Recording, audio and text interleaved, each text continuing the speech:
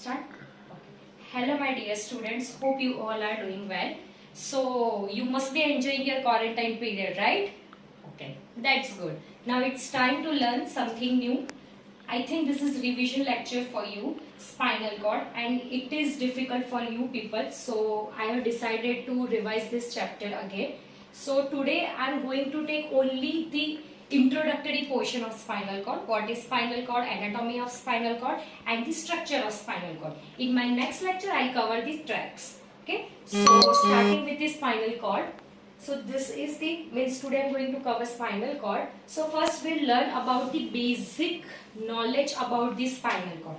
So spinal cord is very important structure in our body. Why? Because spinal cord is the only organ in our body which connects our periphery of body with the brain. You all are knowing tracts, right? So tracts carry sensation from the peripheral to the central, and this tract also carries sensation from the central to the peripheral. So these tracts are passing through the spinal cord. So spinal cord is an important structure of our body. Before going to know about brain and the other structure of brain stem, you should know what is spinal cord.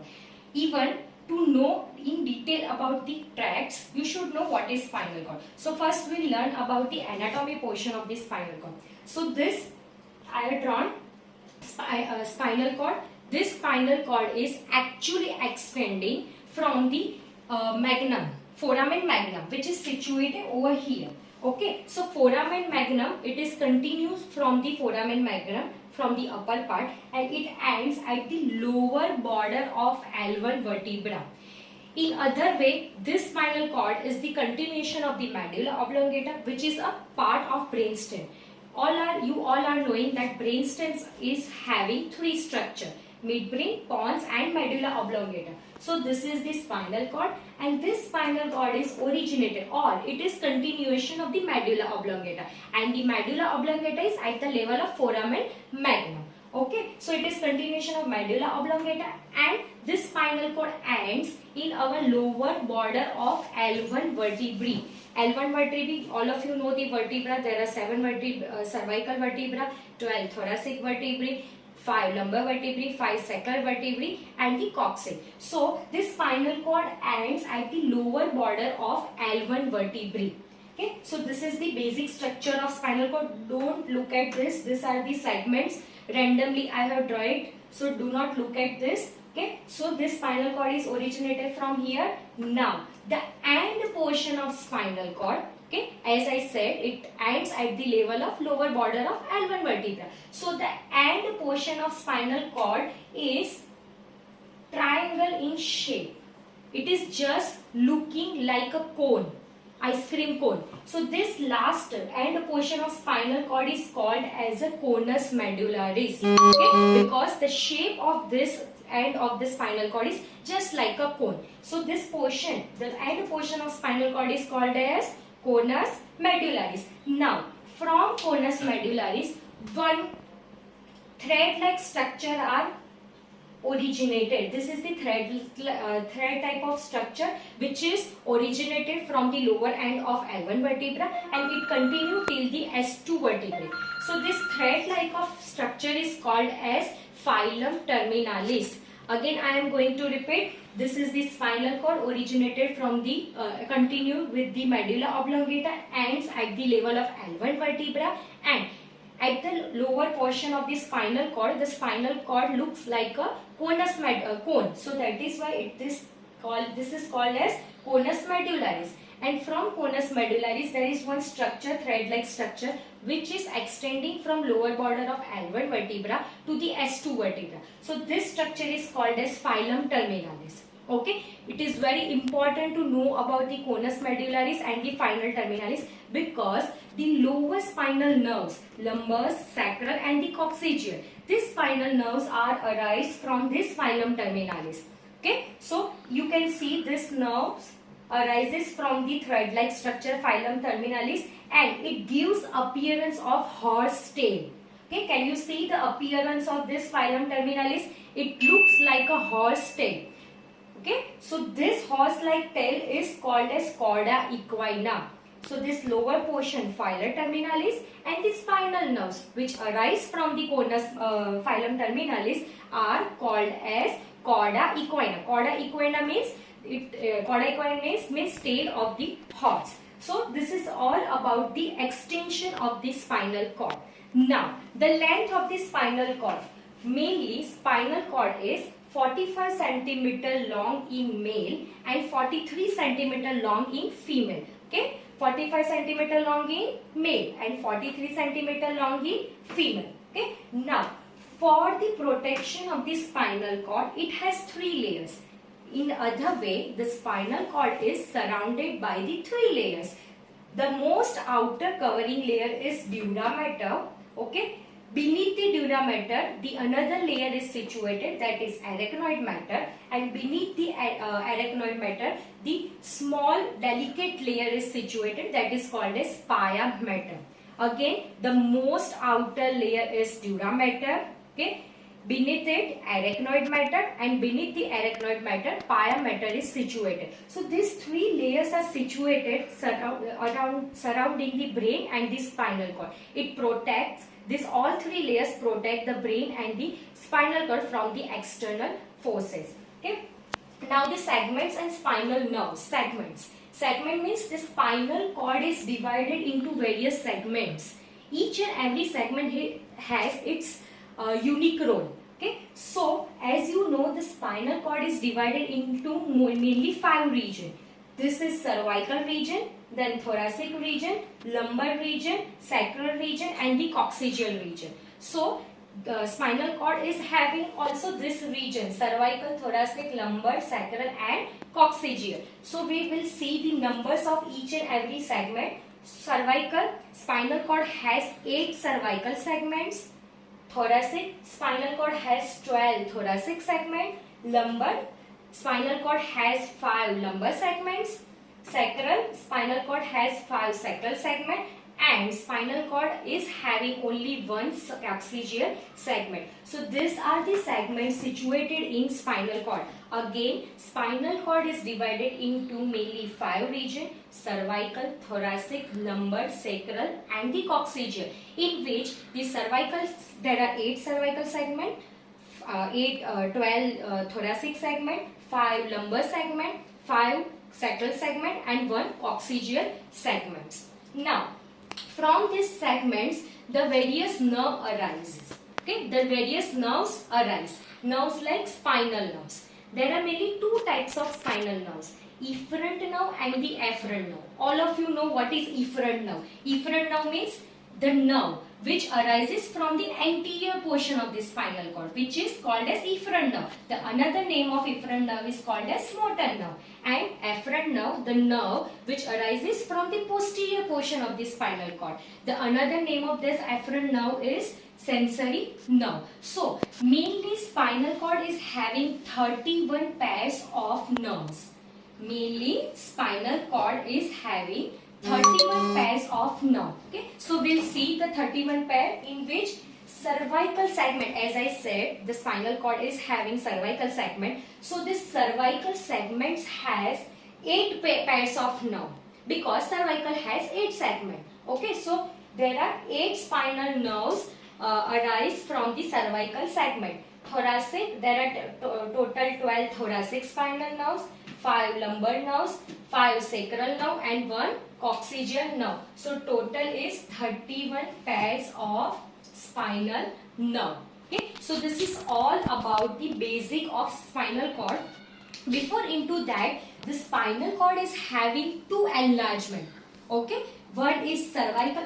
You can see in this diagram there are 2 enlargement. Okay, this is first one is cervical enlargement and the second one is lumbar enlargement. So why the enlargement is there? Because this enlargement both enlargements give supply to the upper limb and the lower limb respectively. Like cervical segment, okay, which gives origin to the cervical spinal nerves, and this cervical spinal nerve supply the upper limbs of our body, and the lower cervical segment, this lower cervical the lumbar segment. This lumbar segment gives origin to the all lumbar sacral nerves and which supply the lower limb of our body. So there are two enlargements in spinal cord. So this is the basic anatomy of spinal cord. Quickly I am going to revise. Spinal cord extends from medulla oblongata and it ends at the lower border of L1 vertebra. Okay, the length of spinal cord is 45 centimeter.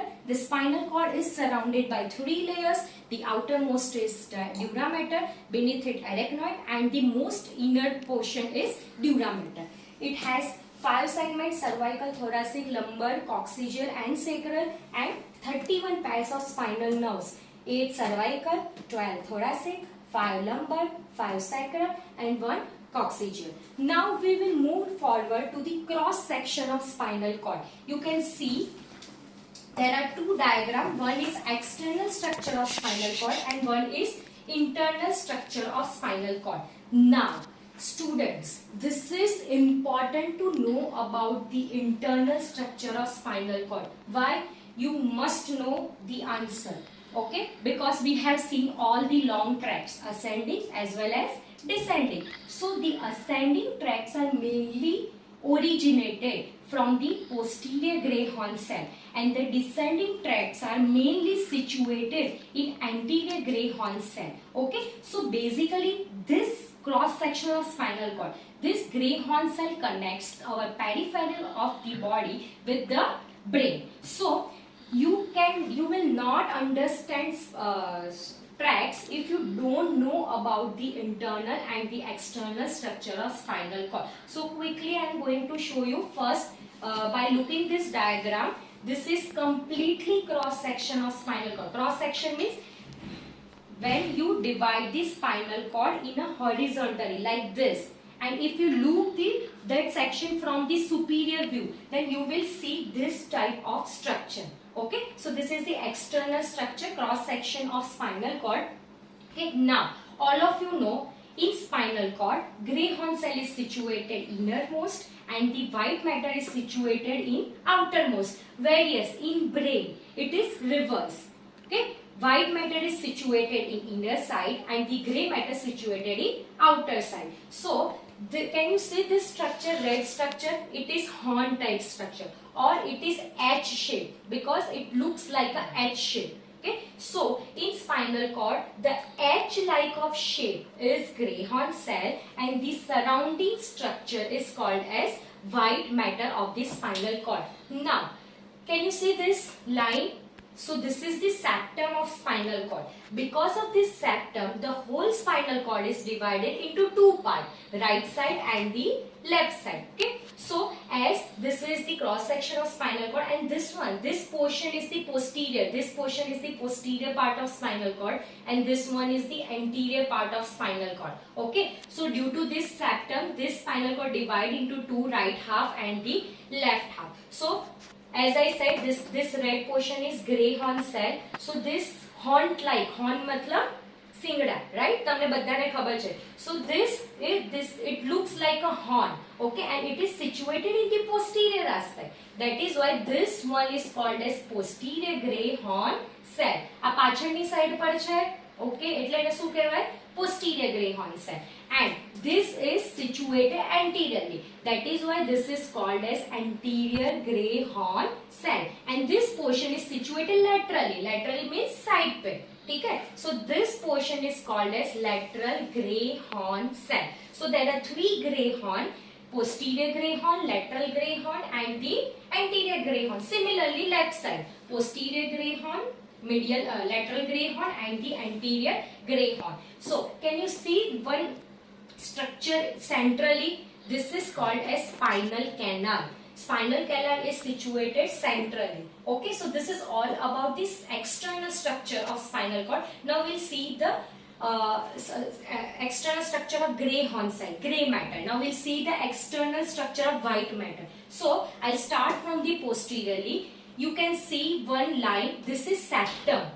This one is called as posterior septum. septum, posterior medium sulcus. Can you see this line? This line is called as posterior medium septum. Posterior because it is situated posteriorly, medium because it is situated just centrally, and septum. Septum means just like a curtain, pardo, okay, which divides the one portion with the another portion. So this one is called as posterior medium septum. Similarly, you can also see this one. Okay, so this is situated anteriorly, so obviously it is anteriorly, so this is called as anterior medium fissure or a septum. Okay, clear with this? Posterior medium septum and anteriorly is anterior medium septum. Now you can also see the two portion in posterior aspect. So this is sulcus. This sulcus is called as posterior intromedius sulcus, and this sulcus is called as posterior lateral sulcus. As it is situated laterally, that is why this sulcus is called as posterior lateral sulcus. And this sulcus is situated between median and the lateral. It is situated between medium septum and the lateral sulcus. That is why it is called as intromediate sulcus. Intromediate sulcus मतलब ये जो sulcus है दोनों के बीच में है, ठीक है, इसी वजह से इसको बोलेंगे intromediate sulcus. Again, this is posterior median septum, this is intromediate sulcus, and this is lateral posterior lateral sulcus. So this whole portion is called as posterior white column because of course it is situated posteriorly. The lateral most part, okay, so the lateral most part is called as lateral white funiculus or lateral white column, and the anterior part is called as anterior white column. Clear with this? Okay, Greyhound cell, posterior Greyhound cell, lateral Greyhound cell and anterior Greyhound cell. Similarly, this is posterior white column, lateral white column and anterior white column. This one is spinal canal. This septum is posterior medium septum, posterior intromedial septum and the posterior lateral sulcus. Okay, now then two another points are there. The portion which is situated anterior to spinal canal is called as anterior gray commissure. Okay, the region which is situated anterior to spinal canal is called as anterior gray commissure. Same, the region which is situated posterior to spinal canal is called as posterior gray commissure. Okay, so this is all about the external structure of spinal cord. But remember one thing, as I said, there are lateral Greyhound cells. So students, lateral Greyhound cells are only situated in thoracic region and first two lumbar vertebrae. Again, the lateral Greyhound cell is only situated from T1 to L2 because it gives origin to only sympathetic nerve. That will cover later. Okay, right now you just remember that lateral Greyhound cell is situated only from T1 to L2. Now moving towards to the internal structure. I hope you all are clear with the external structure. If you have any doubt, you can give your comment in comment section. Now we'll move forward to the internal structure. So as the nuclei is situated only in Greyhound cell, and this nuclei give origin to the ascending tracts. Again, this nuclei give origin to the ascending tracts. So there are only three Greyhound cell: anterior Greyhound cell, lateral Greyhound cell and the posterior Greyhound cell. So first we'll see the nuclei which are situated in anterior Greyhound cell. Okay, so mainly there are three types of nuclei situated in anterior Greyhound cell. Can you see here the black portion, triangle shape? This nuclei is alpha motor neuron. Okay, so this triangle shaped nuclei is alpha motor neuron which is situated in anterior Greyhound cell, and this nuclei are responsible or this give origin to the all your motor nerves, and that motor nerve supplies the extrafusal fibers of the skeletal muscle. Now second is this square type nuclei that are gamma motor neuron. Just near to the alpha motor neuron, gamma motor neuron is situated, and same like alpha motor neuron, it gives origin to the motor nerves, and that motor nerve supply the intrafusal muscle fiber of skeletal muscle. And the last is Renshaw cell.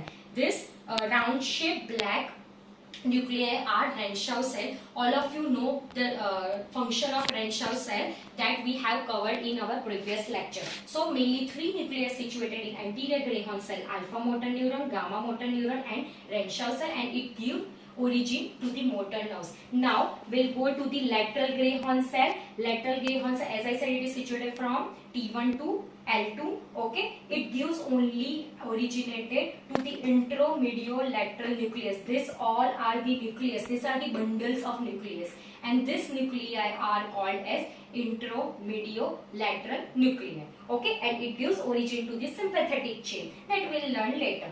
Now, most important part is posterior Greyhound cell. Okay, this posterior Greyhound cell has four type of nuclei, and this nuclei give origin to all the ascending tracts. So these are very important for us to know. Okay, so first, posterior Greyhound cell.